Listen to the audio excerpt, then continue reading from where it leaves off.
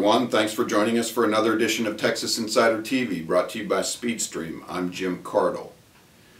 Back in early June, the issue of a porous southern border first came to light when Arizona Governor Jan Brewer visited the city of Austin and happened to deliver a copy of a letter she had written to the Obama administration to Texas Governor Rick Perry, in which she complained and raised concerns with the White House about the fact that federal authorities are busing undocumented minors from South Texas to cities across Arizona. The issue has only risen in seriousness since then, and many now dub it a crisis on our southern border. On July 29th, WorldNet Daily investigative reporter John Griffing penned an article for Texas Insider entitled, "The Obama Administration Raises Opportunities for Exploitation of Terrorists on Our Southern Border." In that article, he quoted State Representative Debbie Riddle from Texas, as well as well-known international terrorist expert Frank Gaffney. And we were able to catch up with Griffing, who was recently in Austin, to ask him for an update. The first question I was able to ask Griffing concerned the seriousness of the issue on the southern border and what exactly Gaffney's concerns addressed. Here's what I would say about that article. I didn't get to go into enough detail. Frank Gaffney is known for his expertise in the area of Islamic security threats to both the United States and the Western world. And what Gaffney was detailing to me, in what was a near confidential conversation, I had to go through multiple layers of security to have this conversation, was a Venezuelan-Iranian collaboration that involves the transport of weapons of mass destruction via Venezuela to the United States southern border. Now, this has been something that has been discussed and documented since the mid-90s, but Frank Gaffney is highlighting new movement, jets, closed flights 4 times a week, he said, with no knowledge on the part of the United States or our intelligence community as to what's on these flights into Venezuela from Iran. Intelligence operatives from Iran, from Hezbollah, from the Iranian Guard. Okay, these are things that are happening in Venezuela, in a South American country traditionally protected by America's good neighbor policy. This looks beyond strange to many of us here in the States. So Gaffney explained to me the very real danger posed, not by necessarily migrant workers or the alleged child refugees, we'll get to that in a bit, but rather Islamic terrorists and potentially weapons of mass destruction carried by said terrorists into Texas. And that is an imminent threat, and I believe the words he used was a ticking time bomb. So if we don't look at that and we spend all of our time focusing on the left's own dialogue, which is to frame the debate in terms of refugees and migrant workers, we're missing the forest from the trees. With Griffing having raised the issue of terrorists, drug cartels, and others possibly moving weapons for attack on America across our southern border, I asked if it was in fact a real and present danger, and if so, to what extent. Most definitely, and all someone who's interested in me do is look at DHS statistics, FBI statistics.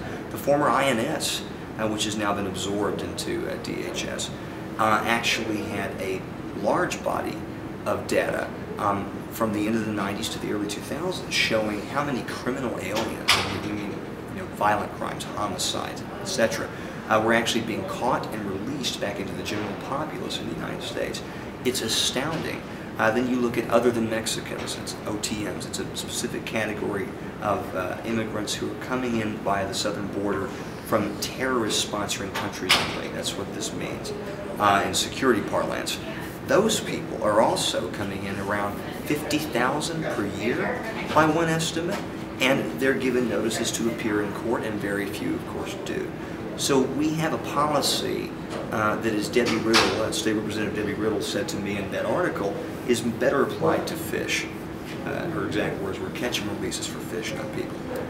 we need to begin looking at this issue in a more serious way. It's creeping inward. We're now talking about cities hosting criminal aliens without any way to verify whether or not they're children, or they're refugees, or they're dangerous, or they're simply needing medical attention, or they need food or water. We're talking about a blind acceptance of persons who have not been vetted by any security agency, and we're asking towns in Texas now to host them.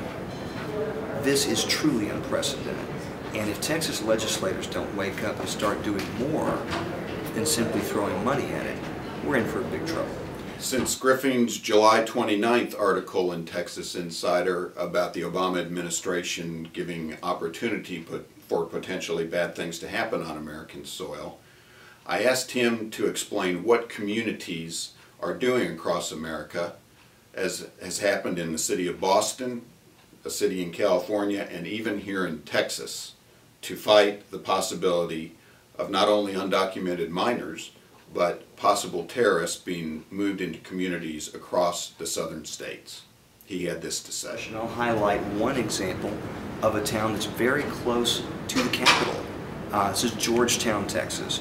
And Georgetown is known to be a large encampment of Republicans. And I believe it's hosted in the most conservative county, that's Williamson County in the state of Texas, next to, of course, the most liberal county in the state of Texas.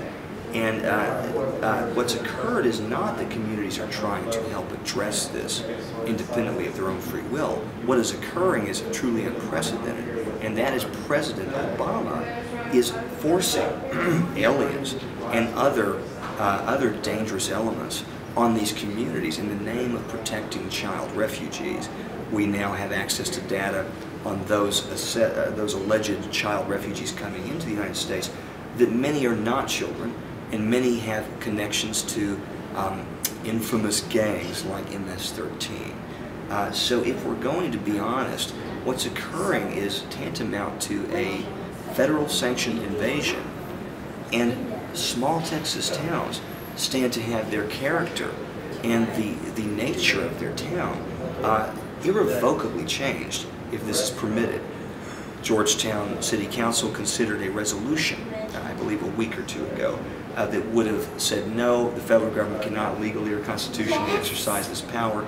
We have no responsibility to host criminal aliens in our midst, whatever the excuse or rationale.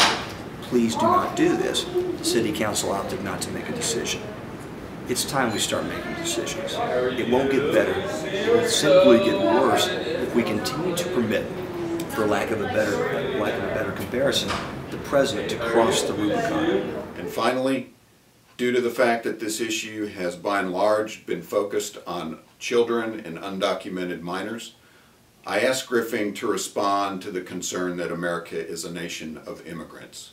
How should we as a nation adhere to our laws while addressing the concern of people trying to make a better life in America? And if and when we actually have people in and around us, in our communities, who are in need and who have come across the border either against their will or through no fault of their own, and they are here without legal status, then should we give them water? Yes. Should we provide them with shelter? Of course. Should we give them food?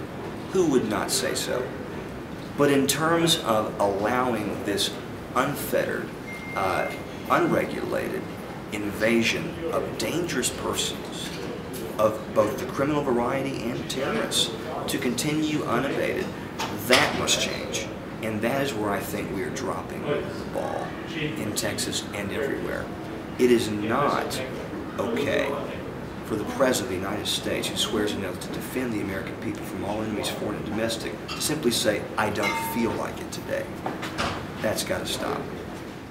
Are undocumented children and a humanitarian crisis simply covered for drug cartels, international terrorists, and weapons of destruction to move across the border through the Texas desert for use against the United States?